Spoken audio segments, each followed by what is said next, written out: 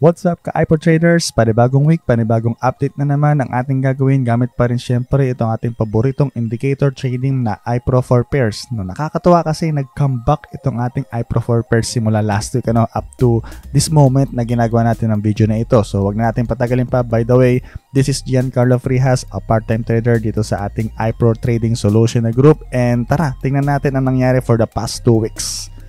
Okay, kung makikita natin dito sa ating chart. So by the way, kaya hindi tayo nakapag-create last week kasi kung alam natin dito sa Philippines may dumating na bagyo, so hindi tayo nakapag-create ng video or hindi natin update itong ating nangyari dito sa ating indicator trading na gamit. So kaya 2 weeks ang gagawin nating update ngayon, no? Simula October 21 last week. Okay, so kung makikita natin dito sa ating chart, so last week, so puro TP ang na-hit doon sa ating trades. So nakakatuwa kasi nung last na gumawa tayo ng video, kung makita natin doon sa YouTube channel natin ay no signals or walang masyadong signal for the past week. And then last week ay sunod-sunod naman, so bumalik. So parang nag-comeback talaga itong ating iPro 4 pair. So kaya kung makikita natin, very important talaga na may ma-preserve natin ang ating capital and at the same time, yung proper risk management is very important. Kasi kung mapapansin natin, may mga weeks talaga na walang signal, walang opportunities, pero kagaya nito, so isa sa patunay ito sa ating strategy na ginagamit or indicator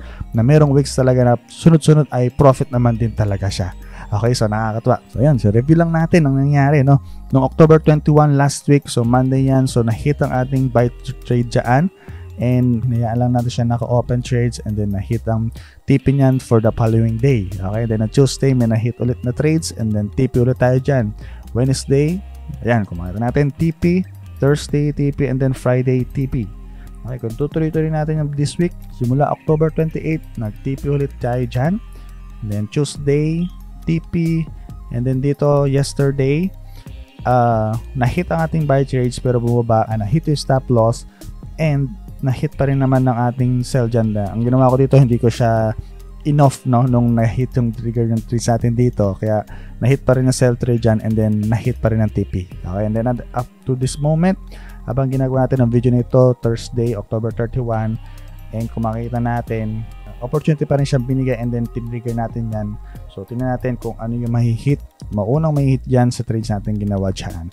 Okay, so tingnan natin ang ating account history. Okay, nakakatuwa, no, kasi tingnan natin, isa lang ang red or isa lang yung stop loss na na-hit for the past 2 weeks. So nakakatuwa talagang nag-comeback itong ating indicator trading, no, na iPro 4 pairs kasi puro TP ang na-hit niyan simula last week. Okay, so tingnan natin kung magtutuloy-tuloy ba yan or kung ano ba ang ibibigay na opportunity pa sa ating market.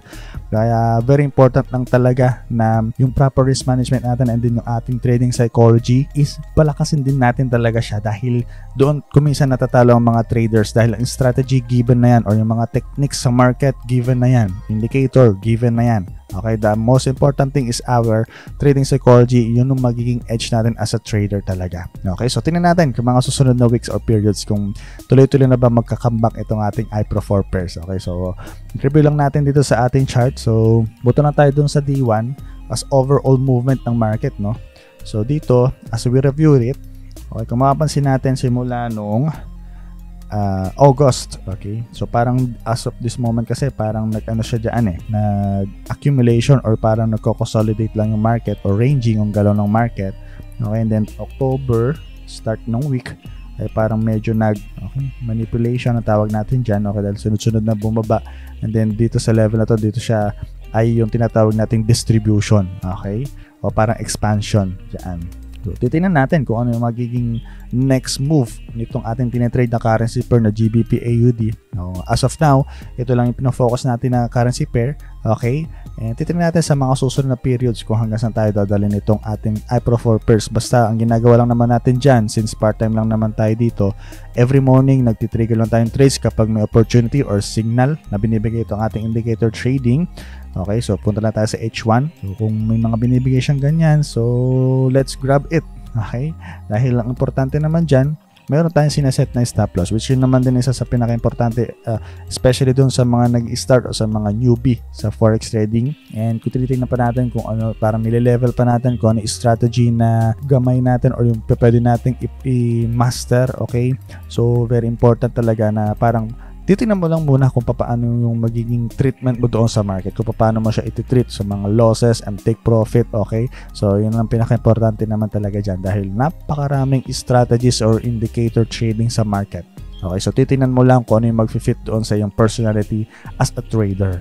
Yun lamang mga ka-iPro traders. So tingnan natin kung ano yung magiging result nitong ating pending orders na sinet today habang ginagawa natin ng video na ito, no? So nakakatuwa lang kasi nag-comeback ang ating iPro 4 pairs, and titingnan natin kung hanggang saan ba talaga siya magiging effective and resilient, and kung tuloy-tuloy na ba siya talaga magka-comeback and puro take profit na ang may hit doon sa ating mga sineset na pending orders. Kung tayo ay bago pa rin nakapanood ng mga video na ito sa ating YouTube channel, paki-like, share, and subscribe na rin po ang ating video na ito para na sa ganon ay mas ma-notify pa tayo sa mga susunod na videos, hindi lamang sa mga updates ng ito, kundi sa mga educational content pa na ginagawa natin dito sa ating group, and upang sa ganon ay ma-share na rin natin sa iba para makakuha din sila ng ideas or insights.